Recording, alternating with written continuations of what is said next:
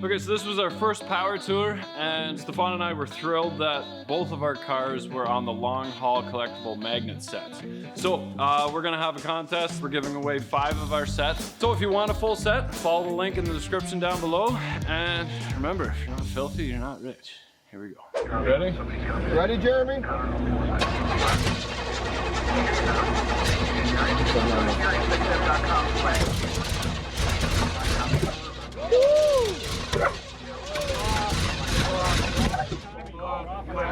Going on as well. It's all there.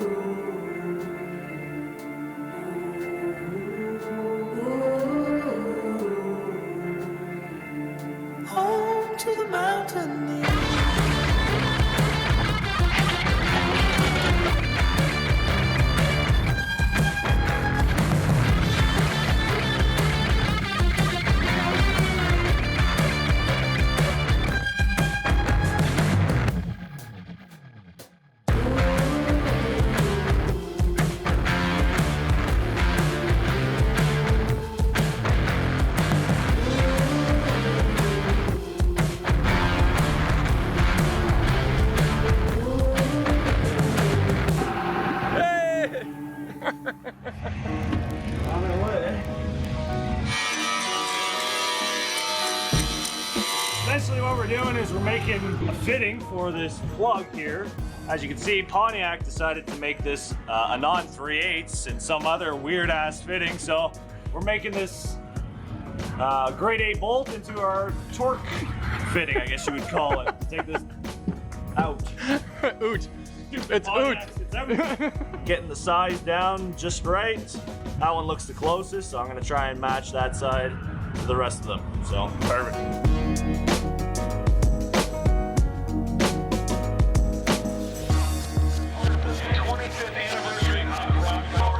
We got our engine on Wednesday. We were gonna put it in on Thursday.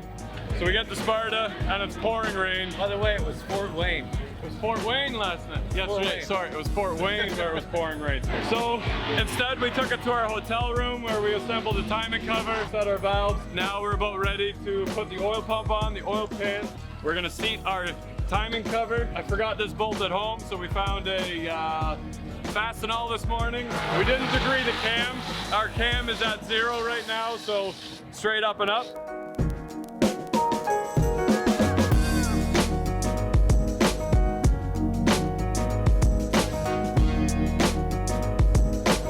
This is my favorite part. Make a mess of yourself with RTV in a hot parking lot while everybody asks you why it's not done yet. Thanks. This is going to Canada, right? Yeah, right back to Canada when it's done and running. Should be installed by now.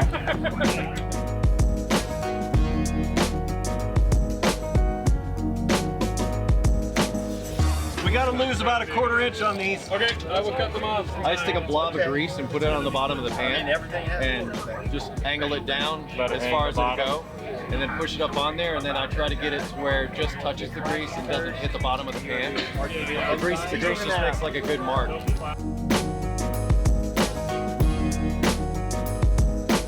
Yeah, you good.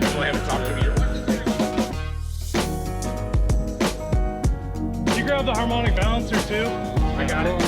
Oh, you got it. All right. Like I said, I own a Pontiac. I brought it. When you get a couple heat cycles, retorque all those intake bolts. I blow 2 sets of intake gaskets. I've had to retorque them like 5 and 6 times. Yeah, I got a torque wrench and everything here. Consider where we're at. I know. Yeah. I mean, if you're gonna have car trouble, You're in the right place. The improvised half-inch wrench. Should be using a vice grip. Just doing this. Well, there's so many people working on this, it's going to be really hard to blame some. Yeah. You guys didn't see me do this right No, now. I didn't see anything. It was on there when we started. Yeah. So I was just talking to the wife a few minutes ago, and she goes, "How's it going?" I go, "Well, the motor's not in." She goes, I go, no, it's okay. I'm having a blast. I meet lots of cool people. I got to ride a ton of cars that normally I would never have a chance to do. So it's been a great time. You and I have been hanging out with the Roadster, the top down.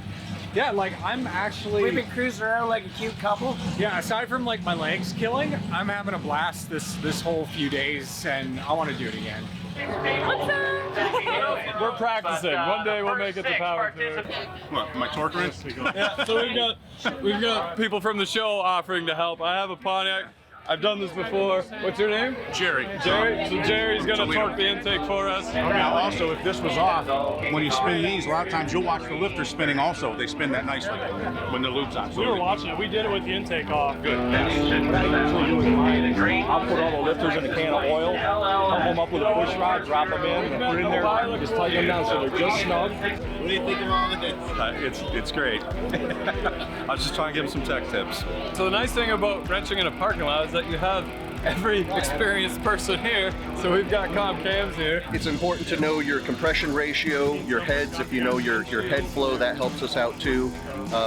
You know, transmission, if it's an automatic transmission, the stall on your torque converter, your rear gear, the weight of the vehicle. I mean, there's so many things involved in picking a camshaft that, you know, a lot of people think they can just open up the book and pick whatever camshaft out of there. A lot of people pick them based on sound, which isn't really matched to their combination just because they wanted to lope, which actually we make camshafts for that now. We have Thumper Series camshafts for the guys that, you know, they still make good power, but they want that sound more than anything. Call the tech line with all of the specs, everything you know. If you need to know something else, we'll point you in the direction to figure it out so that you get the best camshaft for your combination. We had to make this oil pump is kind of a press fit. Kind of had to make our own tool.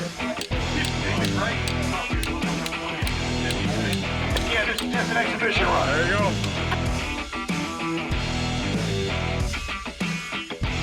We didn't get the race so yet. cool. Let's go to the shop. Mr. Scott Wheeler. He's been one of our longtime fans. Yeah, and he gave Stefan and I both 73 Ohio plates. Yeah, thanks for coming out. 6-liter US. Hey, Sansa. Couple of cubic inches.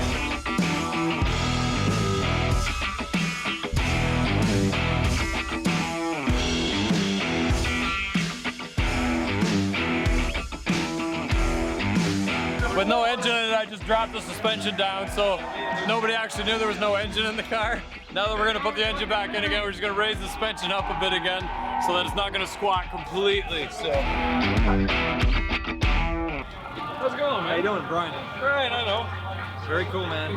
I've been following all this. I saw this wheel through the hotel room on a car.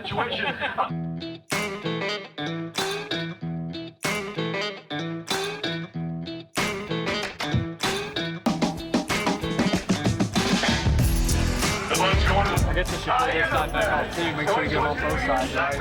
That's counterclockwise. We should see him come out of the push rod. Yeah, it was just.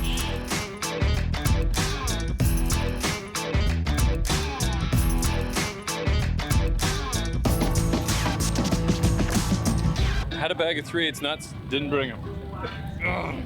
Hey guys, it's Hoogie from DEBOSS GARAGE. People are probably not going to like me for this, but I am walking around and looking at imports and not all the muscle. Crime against the car world. I would be very happy to have got ourselves a 95 to 97 Nissan Silvia in Japan, 240 SX, S14 in North America. Absolutely stunning. I think 57 El Camino, and I'm surprised that it was driven and not a trailer queen because it is gorgeous. A lot of cars with Plan B written all over them. 70s Grand Prix Richard Petty Tribute NASCAR. Man, this is gorgeous. I got one thing to say about the Hot Rod Power Tour 2019. Bam! I keep finding wagons. I don't know what it is, but I love them. Sweet! If it's good enough for presidents, it's good enough for you. Another Buick Roadmaster wagon. The first all-wheel drive sport utility vehicle. Unmodified classic Beetle. Not a thing done to it. And I think I might have found my first diesel of the power tour. Hanging out down the street. That's Grumpy's truck, the 6V Detroit diesel. If you need to know where to find them, they have a new edition this year. I don't know if that's street legal. So Grumpy, how did you feel about us blowing up the Detroit motor? I know it was trashed out, Joe, and those engines are so cool, you don't want to see them ever die. We got 2 more. This vehicle is available for sale, and I have no idea what it is. You can see Disney Pixar made an appearance at the show. It's like we found the roadkill car. Another glorious Buick Roadmaster in the wild. Fox body Mustang SVO 4-cylinder turbo. That is badass. 65 Buick Ribby. Only one I've seen here today.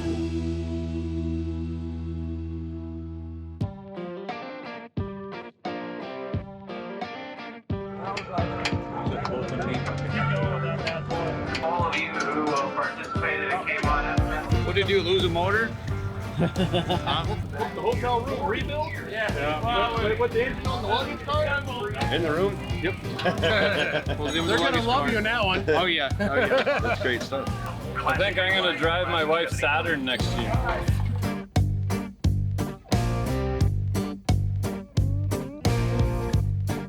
I'm not gonna let you put this old Harrison back in there. It's a fine radiator in its day, which was 30 years ago, so it's about 20 years past its day. Yeah. They're great radiators, there's no doubt about it. It's a copper brass.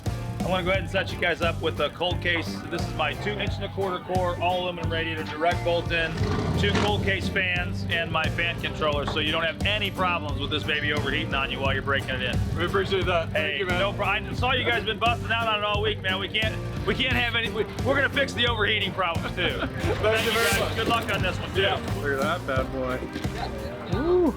Yeah, I just got one for mine. It'll even take a 3,000 RPM stall converter within the internal coolant. And so you put the fans on there right away and buzz that on there all at one time and slides right down in place. We felt that the engine was a bit too tight. Luke really stressed it, and Kevin and Jeremy, we all felt it, and it was a bit too tight. So I think what's happening is the torque converter is hitting the bolts that we replaced on the back of the flywheel. And I need to shave those off. So we just put back the transmission off a hair, and now it spins over freely, so we're not up against that thrust washer. We get it running. We just can't go down the track with it because the transmission bolts are backed off just a hair. So might have to pull the transmission just to shave those bolts off again and then put her back on. What are you guys doing on Monday? Make it nice and easy to connect. So you got to make sure you get the fan in the clip like that. Well, in fact, we'll just do that right here. Boom. Nice. That is actually really beautiful. And it actually works with the cover over top too.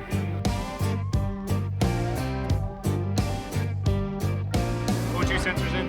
We need to program the ECU for the different cubic inch. Yep. So turn the key and it should turn the fuel pump on, and it should. I've already checked those for tightness. Okay. See if it squirts too. Okay. Ready? Yep. We got our purge. And what cubic inches? 455. This is a- 462. This is a 462. 430 over, I think gives you the same, no? Now 455, 430 over. Yeah, it'd be close to that. Ready? Ready, Jeremy?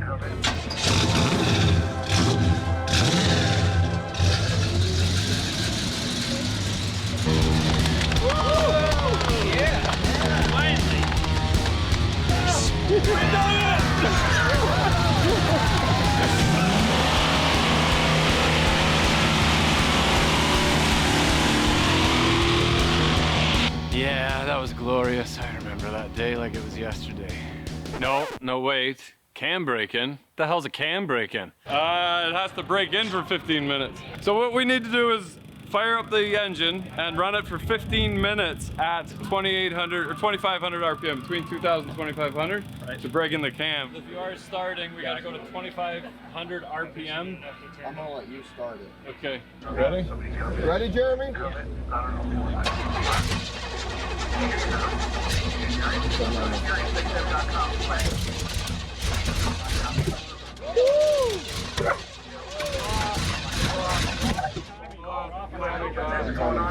It's all there.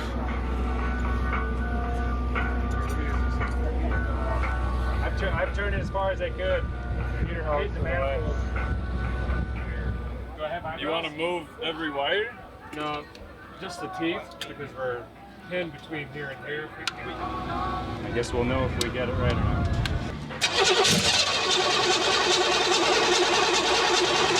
Just trying.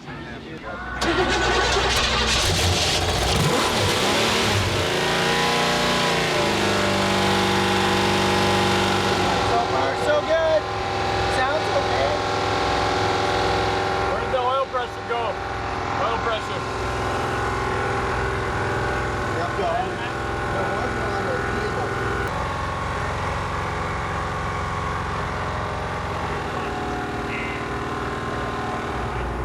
They're all really good people. They know exactly what they're doing. Like most of those guys know more than I do about the job. So 186 now. How hot are you willing to get this thing going? 220. 210, 220. What's the thermostat in it? I think a 190. What thermostat? I'm not even sure. I think it would have opened by now. I would have expected it.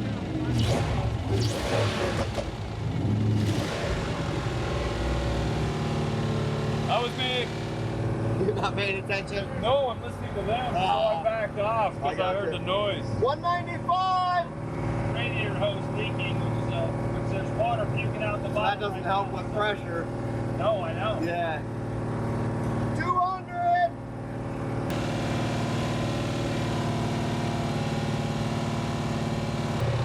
You're better off leaving it running because they haven't told you to shut it off.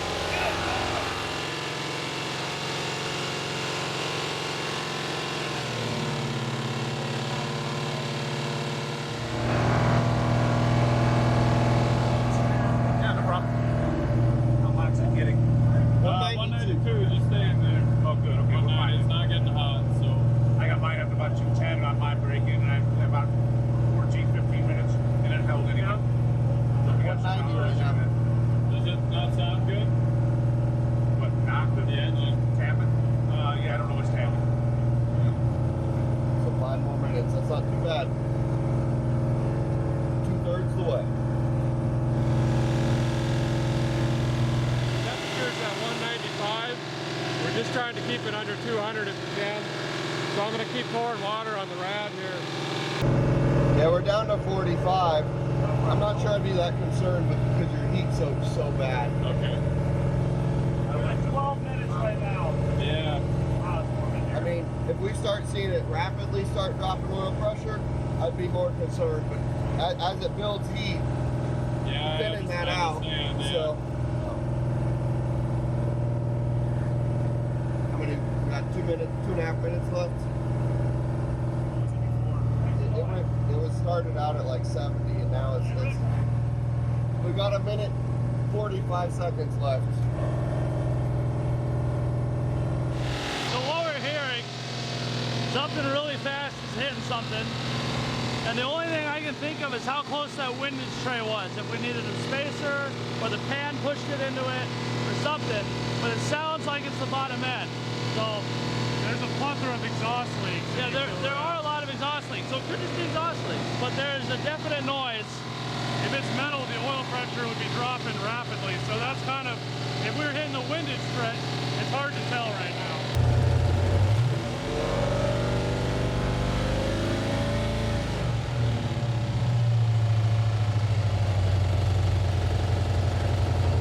Throttle plates probably need to be reset.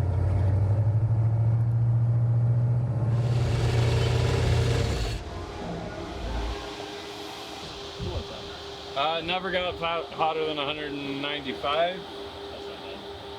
So let us cool, and then we'll check the oil once it all settles and see if anything's gonna be all right. Something's touching somewhere. It sounds like bottom end, which the only thing we did down there was a windage tray in the pan. If it was bearings, you wouldn't have that oil pressure at idle. No. So, and it hasn't damaged it, because that's, I mean, for running at 2,000 RPM for 20 minutes and all that, the heat gun showed that they were all fairly even. This side was a little bit hotter than that side, but it wasn't like there was a cool chamber. There was an exhaust leak that you're hearing? There is a few. Yeah, there's a few. But hey, you did it. You haven't run the engine. You built this in a motel room, put it in a day at the end of power tour, and it's running. After long discussions of what that little noise was, they're not concerned because it didn't lose oil pressure. So far, so good. It never got hotter than 195, but with the heat soaking or whatever, the oil pressure went from 60 down to about 40. We still had really good pressure at idle. So we think the engine's great, nothing wrong there, but I still have to pull the transmission off one more time, back that off, and get those bolts a little tighter. Okay, so this isn't the overhaul and magical ending where we rush a car together and everything is perfect and Hoogie flies down and we ride into a sunset with a tear going down our eye going, this is the end of our 4-year build and it was the best thing we ever did. This is real life, and real life means that it's hard work and things don't always go the way that you want, but that's okay. We made the best of the situation and we had a riot at Power Tour. Definitely made some memories with some of the best mechanics, honestly, that I've met in a very long time. That included people from Holly, Comp Cams, a pile of YouTubers. To have that many people that concerned and worried about our car, I can't express how thankful I am of that. Now, that being said, there's a couple things that we missed, and that included our flex plate bolts. I should have shaved them down because I knew in the back of my head that those bolts were too thick and the torque converter was gonna hit it. The inside torque converter hits the head of the bolts and doesn't allow the ears to touch the flex plate. And in doing so, it makes it too tight. The torque converter is pushed tight up against the pump, and that would take out our thrust washer. So what we have to do, what we should have done, is shave a little bit off the head of the bolts, and that problem would be fixed. But during our cam break-in, we also heard some noises that were not very pleasant and worried a lot of people. And what that was is our windage tray. The windage tray off the 400 was just tight enough that 2 crank throws, or the heads of the bolts holding the connecting rods, were hitting our windage tray. Now you need a windage tray because the crankshaft, as it's spinning, creates a turbulence inside the oil pan and can start splashing the oil around. What that does is the oil hits the crankshaft, prevents it doing what it wants to do, which is spin. So it actually robs horsepower. So as your engine oil is running down out of the engine, this tray is supposed to catch it and point it back to the oil sump without the oil from the bottom being able to splash up and hit the crankshaft. So a simple fix of this is to just put a couple washers, just a spacer in between the windage tray and where it gets bolted to the main caps, and that is done. Luckily, there was no other damage. I didn't see any shavings in the oil. There's gonna be it would be very apparent if it was catastrophic.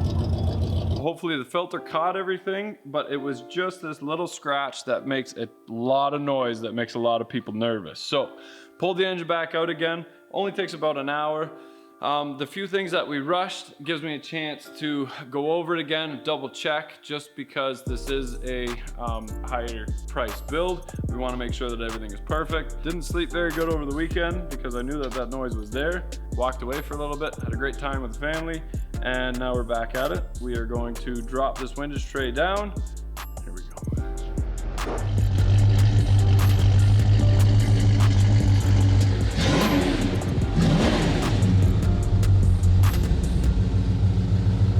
5 years.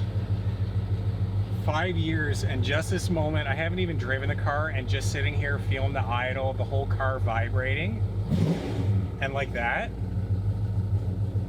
I mean, I'm thinking like I didn't even have the car for my wedding, and right now, I'm like, it was worth it.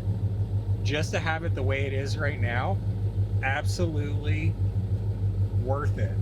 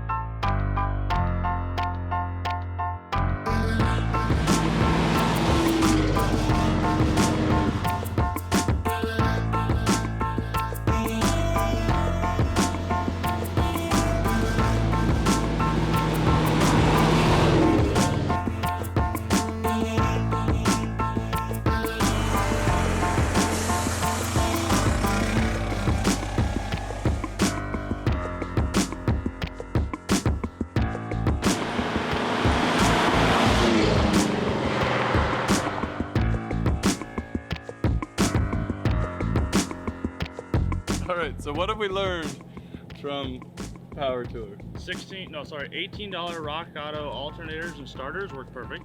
Okay. Better than O'Reilly's remands. Yep. Factual. Thank you very much. If you bring a truck, everyone puts their stuff in it. Yep. Yeah, don't bring a truck. If you find washers on the side of the road, keep them. You're gonna need those. Don't host a meet and greet of mechanics at Walmart. All of the Walmart participants suddenly arrive with broken stuff that needs fixed. Yeah. And Derek cuts his finger off. Everyone's race go out. Hotels are an acceptable place to build a motor. I do. I've got it already. Hotels. Parts. Maybe we all need one of those. But I do want to thank everybody for pitching in. It was a lot of thrashing. I hope it was fun. But oh yeah, that was the best week ever. There's no heat, no traffic. No. We really didn't have any breakdowns. Oh, that's right. It just broke at the meetup. 6 YouTube channels all came together, so it was really cool. Yeah. So on behalf of myself, Dylan McCool and Classic Mustangs 429, who have already taken off. Thank you, Rich, for hanging out with us for a week. Yeah. Of course, Five Script Garage. Hello. Thunderhead 289. And if you're watching this, obviously, DEBOSS Garage. Yeah. Thank you. We'll be seeing you. You got a sure. scrapyard for us on the way home from California? I do. I kind of want to walk through it. And we have one for you if you ever make it our way. Oh, heck, bud. Time to get my passport, eh? Away we go. Canada. Oh, it scratched my guy! Both of my ankles! Good.